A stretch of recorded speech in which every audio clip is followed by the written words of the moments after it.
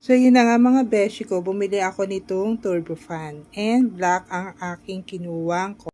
Para sa ganun, hindi na ako magdadala ng pamaypay. And also, meron din siyang cooling effect. Ito bali ang kanyang laman. Syempre, ito yung turbo fan. Yan. Yan. Ito, yan yung turbo fan. And also, meron din siyang charger cable charger. Kasi hindi siya maitayo, so ilalagay mo siyang ganyan. Yan, ilalagay mo siyang ganyan para ma-stand siya. And meron siyang lanyard din. So, kung ilalagay mo lang siya dito sa wrist mo, ayan. And also, meron din siyang manual. Ang kagandahan nitong turbo fan na to is meron siyang cooling effect din. And yan, meron siyang cooling effect and malakas talaga yung hangin niya.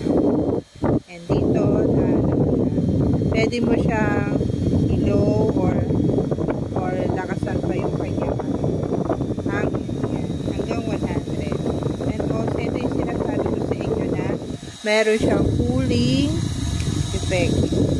Yan, yan naman siya. Yan. And then, maya-maya, makikita nyo dito, ayan o, ang lamig po. Diba? Hindi naman siya yung parang lamig ng super duper aircon, diba? Pero, mapifeel mo yung lamig o. Yan. Ito, magmo-moist yan. Ayan na o. Kita? Ayan o, nagmo-moist siya o. Ibig sabihin, malamig yung lumalabas sa hangin. So, tamang-tama to sa ating bansa. Yes, sa ating bansa. Kasi medyo mainit ang panahon dito sa Pilipinas. And pabago-bago rin yung niya, yung klima niya. So, ayan o. Kung hindi mo naman gagamitin itong niya, yung cooling effect niya